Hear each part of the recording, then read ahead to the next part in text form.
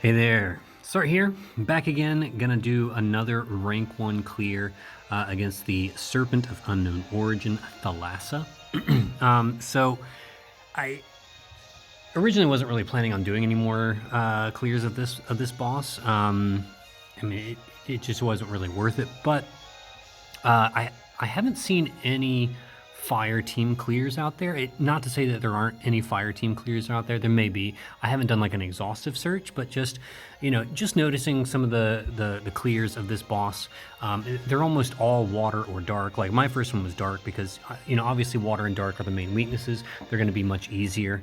You're going to see just innately you're going to see fewer clears with the sort of neutral weaknesses, which in this case are fire and light. Now, I don't have a strong light team. I do have Espertivus, but it's just, unless you have Noctis on your party and like Imprompto, units like that, a light team isn't really all that viable anymore in Clash of Wills. So it does require, some specific units, I think, to get a light team done. Not to say that it couldn't be done if you've got the gear and you know how to work around it. But I do have a pretty strong fire team, or at least I think I do. I don't have Iabria, which is kind of unfortunate. I don't want to say I regret skipping her. I don't regret it, but it would be nice to have her. And but it is what it is. I make do with what I have, and my fire team is still quite strong, I think. So I'm going to show you the team that I put together. And this is a fire clear, all mods on. And here's the party that we are using. You're going to notice it looks very similar to my dark team clear. That's because it is. It's basically identical to my dark team clear, except we've taken out Elisperis because since we're going fire, we don't need her anymore. And I just threw in Dwayne because he's an old fire unit. It's been around for a while. I figure there's a good chance you have him at EX3. You're able to buy 2 of them from the current cow shop. So even if like you didn't have them at EX3, or you could probably with the ones you can buy in the cow shop, you could probably get them to EX2 at the very least. And then you just have to make up the levels and with either Hio or Frosty here. Obviously, if you have an Iabrea, you can slot her in. You could potentially put her in place of Dwayne. You could even put her in place of Flaring Ether Rain, because Iabrea does get focus. So Rain is on the party, obviously, as a focus unit. He's paired up with Hio. Hio is also a focus unit. But Iabrea is also a focus unit because she's like one of those Another World category or the collab category. So you could throw her in place of Rain as well. But yeah, I mean, this clear is going to look kind of similar to the previous one in terms of like, what we're doing to mitigate all the boss's attacks. This boss, the AI is super simple on this boss. So basically, Abby and Melissa take care of mitigations, and the rest of the party is just there to basically wind up and kill the boss. So let's figure out how we get this one done. I'm going to show you the clear first, and then we'll get to the gear at the end, just like last time.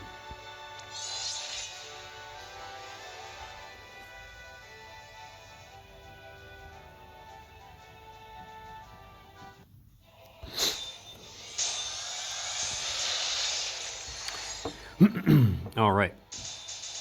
So yeah, we're gonna have a lot of morale gen. So building up morale quickly is fairly important for this team because since we don't have a focus plus unit, we need to get into mania mode pretty quickly. If you want to make sure you have enough built up to do bonus time and still kill the boss within the 10 turn limit. I'm going to reach mania mode by turn 2. You could potentially push this back an extra turn if you needed it to and do mania mode on turn 3. But if you're going to follow this clear, it's not too difficult. Like this boss doesn't throw a lot of morale at you. And there may even be some room to build up extra morale with this party using different equips and things like that. But yeah, if you're going to follow this clear, we're going to push mania mode on turn 2. So right now we're just going to try and build up as much morale as we can. Abigail, of course, going to cover anti-magic mechanism and contingency plan. Rain is going to do in Fire to go ahead and imbue everybody.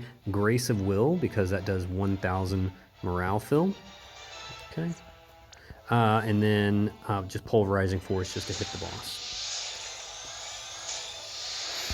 All right, Dwayne is going to do Blood Shield because it's like the only thing in his kit that does morale fill, with the exception of his 150 amp, which we obviously don't want to use right now.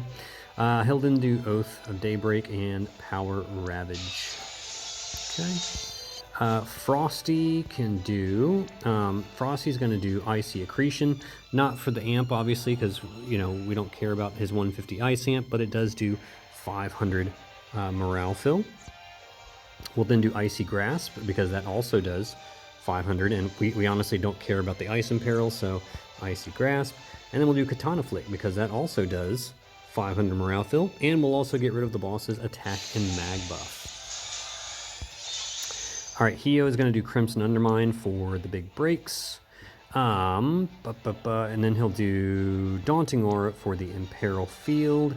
And what else is he going to do here? We're going to do Blazing Brand. That's what we're going to do. Okay. That way he has a 60% amp for the first 5 turns, which will be good. All right, Melissa is going to do Shared Immunity for Ailment Resists, Chronic Flow and Parasol Shield for the mitigations, the Beast and Dragon mitigations. All right, and Abigail supplies the aquatic mitigations, so we are fully covered on our racial mitigations for this fight. Very solid. Okay, and that is the most dangerous turn the entire fight. All right, if everybody survives turn 1, you are good to go. You will never come close to dying again for the rest of the fight. Okay, that is as dangerous as this fight gets. Okay, let's see. We're gonna take Abby and just do we'll do Veil. All right, for Ailment Resist, which also does a big morale boost. Okay, she'll do Anti-Physical Mechanism and Drone Decoy, because those also do some morale fill, plus provoke and physical mitigations. Okay. Rain is actually going to go ahead and shift on this turn. We're actually going to get to use his Brave Shifted LB, which is awesome. Since we're going fire, we can actually use his LB. Okay. Rain is going to Armor Grant Me the Power, Unyielding Conviction for the Beast Killer, and Pulverizing Force, again, just to hit the boss. Make sure we're always hitting the boss. Dwayne is just going to do triple. He can just do triple Power Ravage. Let's see. We'll do Glacial Snap because that does 500 morale fill and maintains the 89% breaks for an extra turn. We'll do another Icy Grasp for the 500 morale, and then Solitary Sword Dance for the mod boost to his LB. Hio on this turn. So I actually gave Hio the pendant because I got kind of bored today, and I was like, I want to craft this pendant. And, this is the High Celestite pendant. So since I got rank 1 in the last 2 Clash of Wills, I have 6 of the High Celestite orbs. So that's enough. You need 5 to craft one of these pieces of gear. Buying the recipes is extremely cheap for these. It's the orbs that are really expensive. And since, I didn't need to buy any orbs, I was like, well, let's go ahead and craft one of these. And this thing is the one that gives you an LB mod boost. So it does up to a 50 times mod boost to like normal LBs, ones that don't have any morale attached, and a 25 times mod boost to morale scaling damage. All right. Now, this is not required. Okay, I did this just for fun, just because I wanted to test it out, and I was like, you know what, while I'm at it, why don't I try a fire clear, and if I'm successful, then great, I'll do a recording of it. I just wanted to test it out and just see how it worked.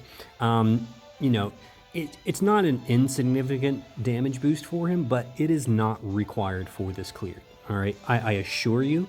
And in fact, we're not even going to use it on the main damage. There's just not enough action economy to use it for our big burst on turn 8. We're just going to use it for our little baby bursts here at the beginning. But like I said, absolutely not required. I just wanted to test it out and see how it worked.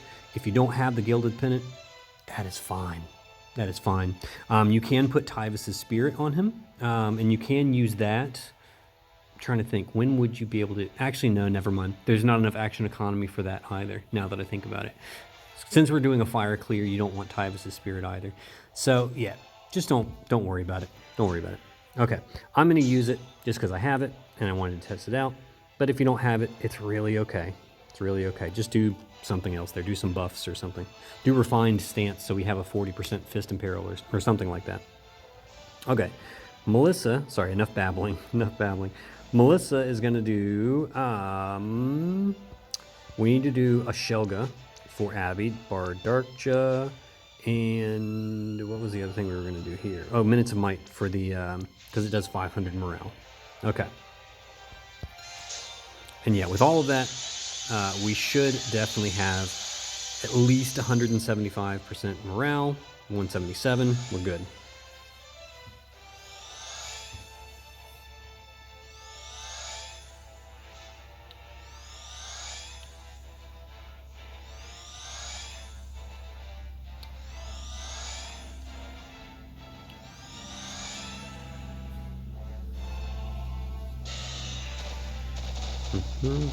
All right, so there we go. You'll notice Abigail did take some damage there. Not enough to kill her, but I've geared her so that she is not fully resistant to water or dark damage. That it becomes more important later on when we want her to counter a lot. She has a Blizzard Orb attached, obviously. We want her to counter for her LB fill, okay? Because her being able to fill up everyone's LBs a little bit is very, very helpful later on. Okay, and you'll see why. So that's why she took what looked like a lot of damage there. I've tweaked it so that she takes damage, but not enough to kill her. All right. So Abby and Dwayne will do their LBs, their SLBs, I should say. If, you know, your Abigail is EX2, but everyone else is EX3, still have Abigail use her normal LB on this turn, all right, because the mitigations are still important, and even the 80% mitigation still important. But yeah, SLB here. If you don't have an SLB, use the normal LB. Same thing with Dwayne. It does make Dwayne a little bit more of a pain in the ass. This is why I hate SLB units, because doing like turn charts and things like that for these and guides with SLB units is just such a pain. Because if, you know, the EX level is wrong on your team, then it throws everything out of whack. You know, unfortunately, I can't really advise you exactly how to make it work with Dwayne if he's EX2, but hopefully you can figure it out. All right. All right, Rain is going to do Focus Energy, so is Hio. We got to start building up that focus. Melissa is going to... Beast Killer on Frosty, Dragon Killer on Frosty to get ready for next turn, and we'll just do another Shared Immunity. All right, Frosty is going to do Arcane Supplementation. We can use that now because we have Dwayne to use Arcane Supplementation later. If you didn't have Dwayne, say you put Aya Brea in Dwayne's place, you would want to hold off on using this. Okay. And I'll say, if you have Aya Brea, it's not necessary to use Arcane Supplementation on this turn. It's really okay. But since we have 2 units with Arcane Supplementation, we can use one now for our mini bursts that we're getting ready to do, and then Dwayne can use his later on for the big bursts. All right. And then we'll just do Defiant Blade and Katana Flick. Okay. And that should be good.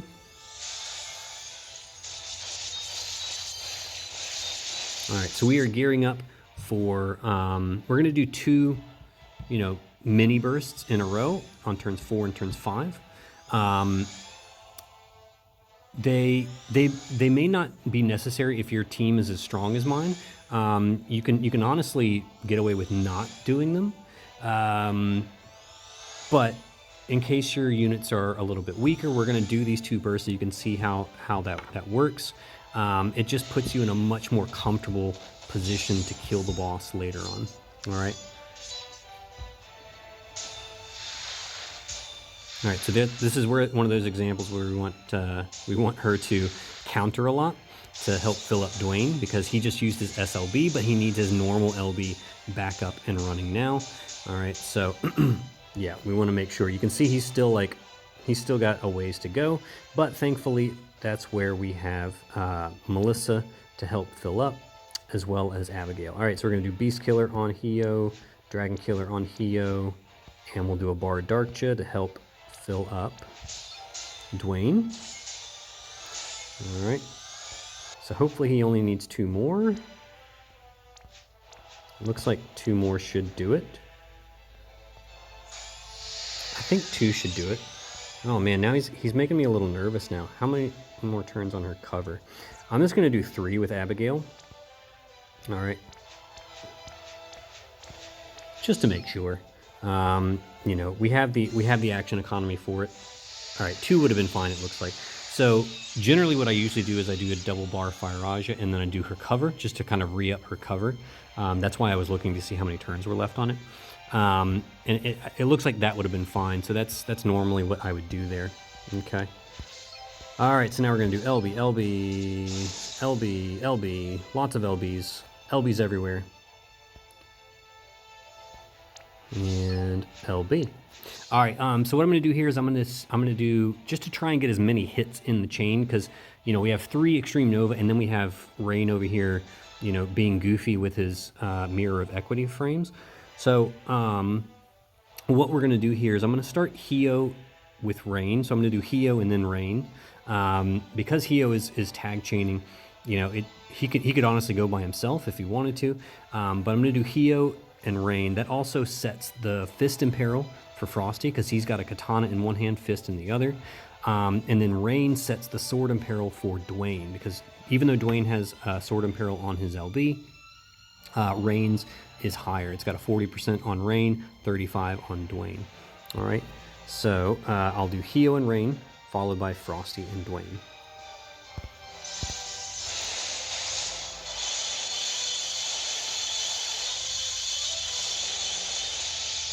All right, perfect. So both of these bursts are going to be like, you know, yeah, something like between 2 and 2.5 billion. We honestly, we don't want to do too much damage here. You know, because when you pass the 80% threshold, the boss is going to do a heal.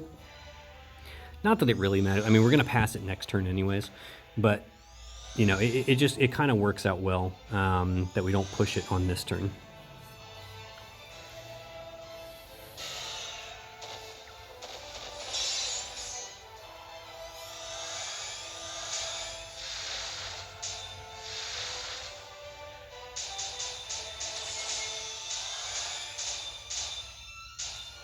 All right.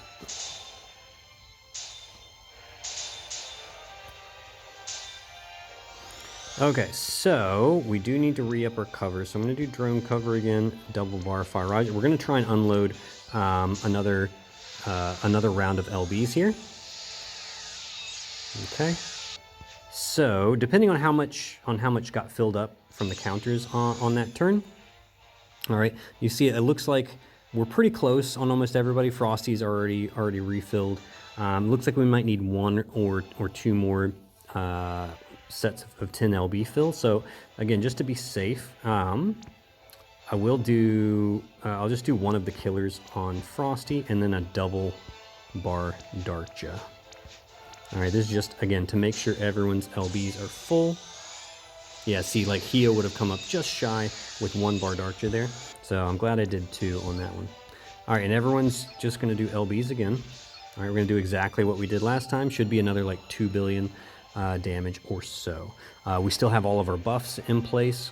All right, the arcane supplementation and everything, so we might as well take advantage of it and try and do some damage here, okay?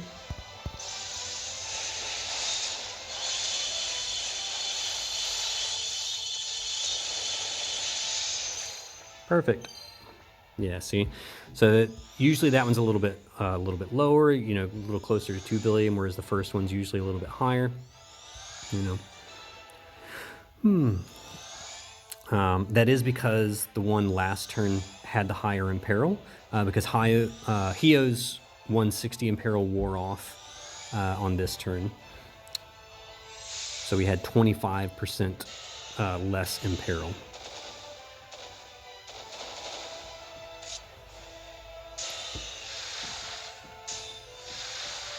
Boom, boom, boom, boom.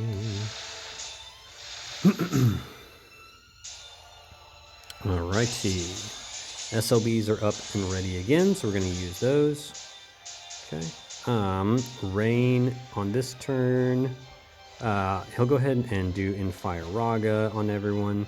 He'll go and do the Beast Killer one more time to make sure he keeps his Beast Killer for the remainder of the fight. And then we'll do a Pulverizing Force, just again to hit the boss. All right. Hio is going to come back.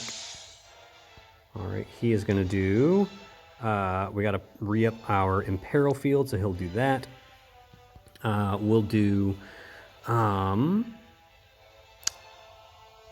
Blazing Brand and Refined Stance. Okay. Frosty's over here. He's going to do, does it really matter what he does? I think he's just going to do some chaining. No, he's not, because we don't have any chainers left. All right, so we're just going to do SLB, SLB. Okay. So yeah, honestly, it doesn't matter too much what Frosty does on this turn. This is kind of a free turn for him. I mean, we can just hit the boss. Yeah, I guess. We can do Katana Flick for like extra morale fill too, yeah, why not? Because I don't think... No, let's save Katana Flick for... Is it next turn that we're going to do that? No, yeah, we definitely don't want to do it next turn. So let's just go ahead and use Katana Flick now. That way we don't accidentally use it next turn. Okay, because we're going to imbue the boss. We're going to imbue the boss this turn as well. But that's why you want to make sure Melissa is the last person to go. But yeah, so we're going to do Shared Immunity, re-up our ailments, Parasol Shield, re-up our mitigations, and then make sure you don't use All-Consuming Darkness. We're saving that one for next turn. We're going to do Uncontrollable Darkness, because this one does a one-turn imbue with Dark Absorb. Okay, so that's what we're going to do on this turn. We got to tap the boss and then go. Because the boss is going to do a bunch of AoE physicals on this turn, so we got to make sure that we're mitigated against that. So all of those AoE physicals are just going to heal us.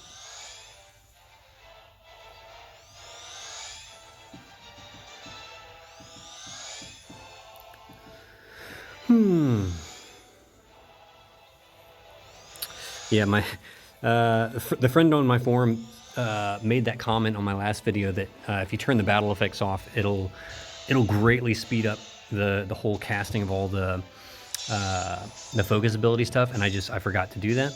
I keep forgetting to do that. Yeah, I mean, I also kind of like the battle effects. Like, the screen would look a little bit boring without all the fun battle effects. So I don't know. It's kind of like it's a catch-22, right? You want it to look good and you want it to look, you know, snazzy and flashy, but at the same time, then you have to sit here and wait for all these things to cast. Okay, so this turn, Melissa is going to go first. She's going to do All-Consuming Darkness. So this does the imbue and the healing reduction. That's the most important part, is that healing reduction. But it does the Dark Imbue for 3 turns with a Dark Absorb for 3 turns. That imbues everybody, all right? So that's why she has to go first. We're then going to do Beast Killer on Frosty, Dragon Killer on Frosty, okay? So she's going to go ahead and go. We want to make sure she's the first person to go, because now Hio is going to get rid of that Dark Imbue, all right? We'll do Crimson Undermine for the breaks and Imperil, Blaze Weapon, all right, to start the fire ramp, and that will remove the Dark Imbue, okay? Now, our big burst is going to be on turn 8, next turn. All right, we're doing our big burst next turn. You may be wondering why are we starting the ramp now? That's because it's gonna require two burst turns to kill the boss. So we want to still have a big imperil. And since this is a fire team, almost everybody has a 150 amp for next turn anyways. So don't waste your 100% amp when everybody's just going to have a 150 amp. So this way on turn 9, everyone will have a 100% amp for the second burst. Okay. All right, now Hio's going to do his ultimate flame, not mighty flame. I've made that mistake before. Crimson Undermine, Blaze Weapon, and ultimate flame for his 150 amp. All right, Frosty will do Solitary Sword Dance for the mod boost, and then double Defiant Blade. All right, Flaring Ether Rain is going to do Elemental Burst Fire and double Pulverizing Force. Dwayne will do Arcane Supplementation, Hellfire Infusion, and Power Ravage. All right, now Abigail's going to be our Vertex ability to get us into bonus time. All right, you see we have our 3 gems, so there we go. All right, let's see, are we good to go? I think so.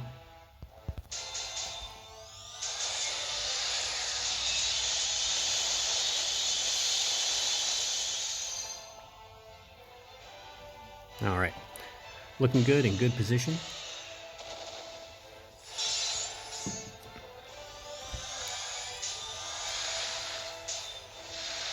All right, now unless your Hio and Frosty are both EX3 and you're bringing Iabria, you're probably not going to kill on this turn. I'm certainly not expecting to kill the boss on this turn. Our burst here is usually around 9 billion. So yeah, for me, guaranteed it's going to take 2 turns to finish this boss off, but that's perfectly fine. Okay, maybe different for you if you have stronger units and you're bringing Iabria. I don't know. All right, hopefully it's easier for you. All right, Hio's got a shift.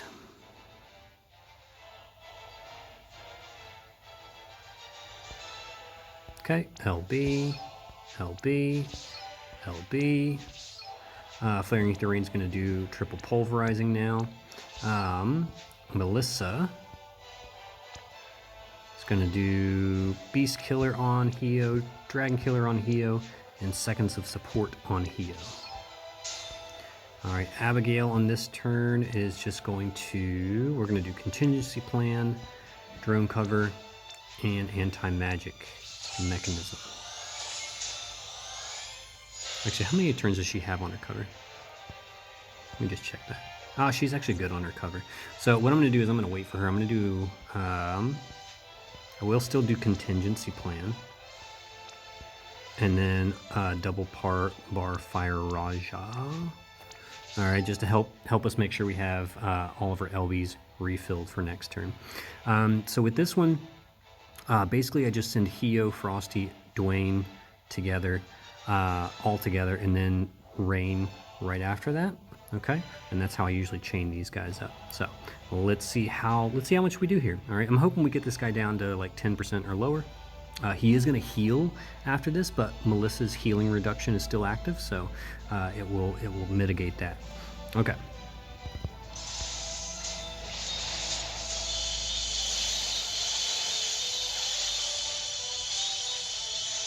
Nice, 12%. That's pretty good.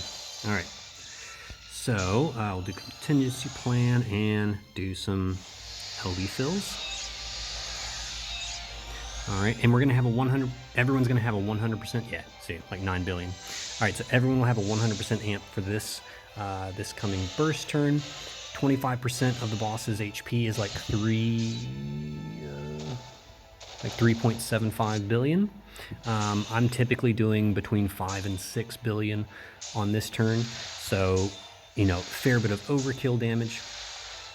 So if your units aren't quite as strong, I think you should still be able to get this one done.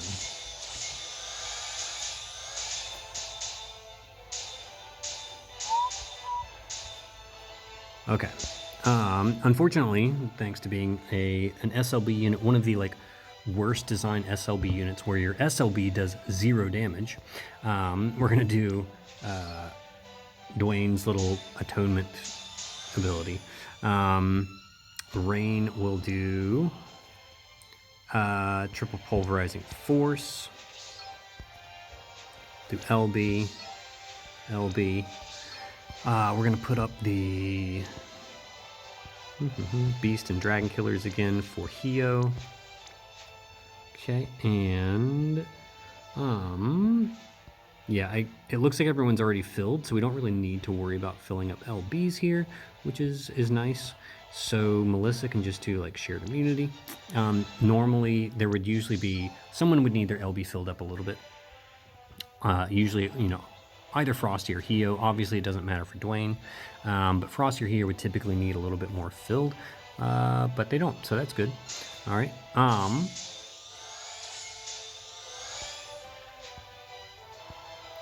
All right, and Abby can honestly just chain with Rain on this one. Again, since we don't need any LB fill. If somebody needed LB fill, though, you could just use Abigail to do Bar Fire Raja and fill them up a little bit. But we don't really need that one. I could do, what's the modifier on this once we're at full morale? 500, so that's a 1500. Yeah, so this is still stronger. This atonement thing is still stronger, yeah. Okay, so, and it does tag chain, right? Yeah, so I'm gonna kind of start with this, just, you know, it's just gonna ramp up the chain for everybody. And once the chain's full, we'll, so I'll start with Dwayne, followed by Abby and Rain. They're gonna ramp up the chain, then send Hio and Frosty to finish this guy off, all right?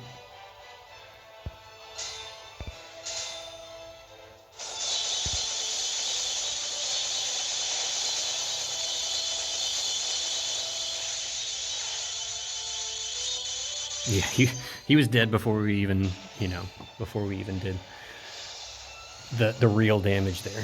Yeah, 6.3. So, and that is 6.3 is like close to 40%. So we did like, you know, I mean, we did about 3 billion worth of overkill there. So your team definitely doesn't need to be nearly as strong. Like I said, that gilded pendant from the beginning, which was just, you know, something I crafted on a lark. It's just kind of silly. It is not required. Not required at all. So don't feel like, oh man, I can't do this because I don't have the high Celestite pendant. Not required at all. We didn't even use it for the big burst at the end. So yeah, there's the damage spread. Obviously, Hio is the man, the fireman here, so he is taking it all the way. Frosty also chipping in a good bit of damage. Dwayne and Rain just kind of cleaning up at the end there. Yeah, and there's a rank 1 clear with a fire team. Hey, finally. Yeah, I still have not really farmed this, but slowly but surely I'm getting there. I still need to get one more lapis. I got my ticket and my lapis now, so that's good. All right, let's take a quick look at the team. Party element resist mod on. Now let's take a look at the gear. Abigail. So I actually had to gear her for less resistance than my previous clear.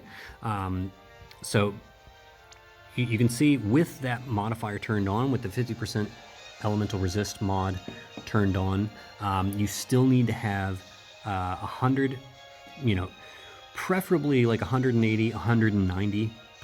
Just 190% water resist would be even safer. So if you have 100, if you can get her to 190% water resist, or like 195, you just want her to take some water magic damage, so that she you know, to proc her counterattack. Okay, the dark resist also, you know, it's currently at 50. If you can get that closer to like 90 or 95, then you will absolutely not have to worry about her ever coming close to dying. All right, because Melissa provides the 200% dark buff. So yeah, do whatever you need, whatever gear you need to get her to, you know, as close to 90 or 95% on those two elements. All right, so that she still takes some damage, but not very much. This is the gear I used. Swordswoman's Celestite's not required.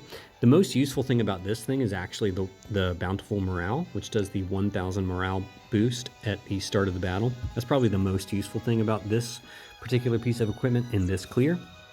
But again, it's not required. It just means you're going to have to make up for that lost morale somewhere else in the party. Okay.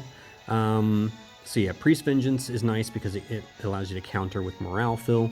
Prideful Incarnate's nice because it has 80% water. Beach Girls is 60% water. Winged Heart is just there for the ailment. It just for ailment resistance. That's all that's there for. She's got Melissa's Vision card for morale fill. Okay, so that's helpful. And yeah, that's pretty much it. Blizzard Orb for counters. Rain in his normal form is just sort of full-on attack. I Love Chocobos is there for the ailment resist. And then just filling out his killers. This is the vision card you get from EX3 Elena. And let's see. I think his killer should be maxed, right? Yep, 300 Beast, 300 Aquatic, and 300 Dragon. Yep, very good. In his Brave Shift form, exact same gear. Exact same gear. All right, so everything's exactly the same. You just copy and paste from one form to the other. All right.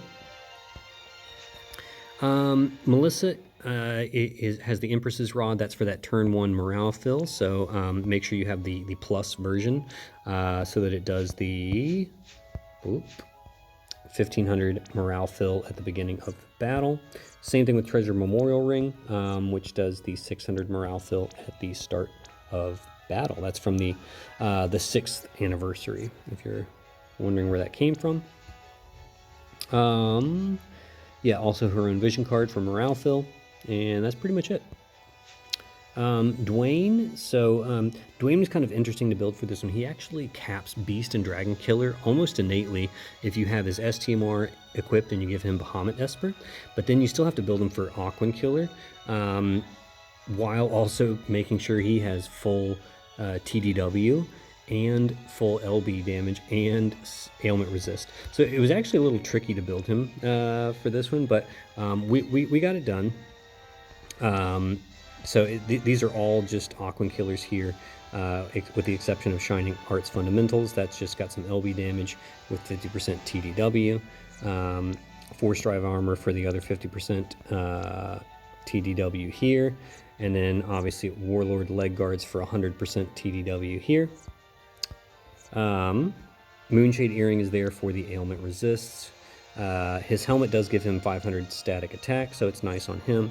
And then Ultimate Blade, that's here mainly for the LB damage and because it's a sword, obviously, but it's there for the LB damage to make sure that he has full LB damage. Here are the killers. I know Ruler of Sea and Sky is limited, but I just don't have any other 75% Aquan Killer materials. They are kind of hard to come by, so obviously if you don't have that, just put a 50% killer material in that slot. I did give him Wilk's Vision card, so because he is a dual wield unit, that means this will proc twice, which means he generates 700 morale every turn. So that's kind of nice. He has 300 Beast, 275 Aquatic, 300 Dragon, and full LB damage. He's good to go. All right, Frosty, similar build to what I showed you in my last clear. Fist in one hand, Katana in the other. One piece of Clash gear there. Rundarine for the Aquan Killer. That comes from Submarunda. 50% Aquan Killer with high attack is nice. And then just filling out some killers here. Silder's Protection, still probably the best killer for this fight. Killer materia, and it's great because it's on a 3-star unit. You probably have a lot of them. This is the best vision card I have for my Frosty. If you've got one better, great, use it. So he is capped. He's overcapped on Beast because I gave him Ifrit Esper, and then capped on Aquatic and Dragon and LB damage. Good to go. All right. Hio in his normal form, he's got all the Clash gear with the exception of the High Celestite Pendant. Like I said, you don't need it. You really don't. I honestly don't think it makes that big of an impact on the bursts that you do on turns 4 and 5. We did overkill damage anyway. We did way more damage than we needed to do in the end to kill the boss. So this is not required. But if you did craft it, this is an example where it would be useful putting it in a Brave Shift unit's normal form so that they can use it for their Brave Shifted LB. I will say it only works in Clash of Wills. For non-morale scaling LBs, you can get up to a 50 times mod boost. So for someone like Tifa, if you're using like an NV plus Tifa and you want to craft this, it would work great on her because you could give her you could put it in her normal form and then shift and use her Brave Shifted LB. It is an active ability, so you saw how I had to actually use it in battle. It's not a passive thing, but you can activate it anytime. There's no cooldown, and it lasts for 5 turns. So, I figured it was worth picking it up. I'm hoping they're going to upgrade all of these things next season. So maybe we'll see some increases to the mod boost to here, or at least to the base stats, because man, these base stats are terrible, like 40 base stats, that's just awful. It does also do a little bit of morale fill each turn, so 150. So that's kind of nice. But obviously you could just put another ring in there and that would basically do the same thing. It is only a 25 times mod boost for morale-based LBs, so do keep that in mind. However, that can still be pretty potent on units like 2B or Chizuru, who have multi-part morale scaling LBs. So for example, like Chizuru and 2B, you would basically double dip on this, and you would do it would become a 50 times modifier, right? Because each part of the LB would get the 25 times modifier. I will say one thing to note is that 50 times mod boost does not work on LBs with ignore defense. So if your LB has ignore defense as part of it, this will not work on it. So that's the only thing that's sort of excluded from this. But most of the units, I actually haven't seen an LB with ignore defense in quite a while. I think they may have just stopped doing those. I haven't seen one in quite a while now that I think about it. But yeah, so this should work on just about anybody. And so if you have like an NV plus unit that's not, doesn't have morale damage, this could actually be really helpful on a unit like, for example, Laswell, because, they get the 500% LB damage buff. So that 50 times mod boost goes a lot farther when you have an extra LB damage buff on there. Just something to consider. I will also say that there is a free unit that may be coming to Global called the Undying, who is an NV. He has a free NV plus unit, or he was in JP, and he has the MP scaling magic damage attack, kind of like Genesis and Espertivus. And since he's an NV plus unit, the stat passives go up to 600%. So a lot of people have been saying, wait to see if he comes to GL, and then you might want to get or craft the High Celestite Mask, because that has 200% passive MP on it, which would be really useful on a unit like that. So I'm certainly not advocating for you to go out and get the High Celestite Pendant. I just wanted to try it out because I was bored. I was like, kind of bored. Let's do something and just play around with it. And yeah, honestly, I don't think it's worth it right now. Let's see what Gumi does with these things, and then only go and get it if there is not something else. And like, especially if you don't have all the other Clash gear. Like, I have all the Clash gear. I have all the upgrades that I want for that Clash gear. So I was just like, I have the orbs. Let's try it out. Turns out I honestly don't really think it's worth it. In his Brave Shift form, the Emperor's Ring there, just for the extra stats. Like I said, this also does morale per turn, 125. So it's a little bit less than the High Celestite Pendant, but it's fine. And yeah, it didn't just maxing out his killers. Soaring Legendary Dragon is limited, I know, but you don't need it. Just a 75% Beast Killer is fine there. I gave him Flaring Ether Rain's Vision card because it's the best one that I have for him. And he should be pretty much maxed out on everything. Yep, overcapped on Dragon Killer because he has Odin Esper. 300 Aquatic, 300 Beast, full LB damage. good to go. All right. And that's it. That's the party. That's the team. That's the gear. That's how we got it done. So a fire team is definitely doable. You could probably do even better than this if you have Iabria. Yeah, I wanted to bring Genesis in. I really wanted to try Genesis, but he is atrocious to build for this one. He does have Beast Killer in his kit, but he has no Dragon Killer and no Aquatic Killer. So yeah, just like F that. Trying to build him for this fight is useless. So that's why I ended up going with Dwayne. And it turns out, he brings a lot of utility, morale fill and stuff for the party. So having another source of arcane supplementation is really great. But anyways, yeah.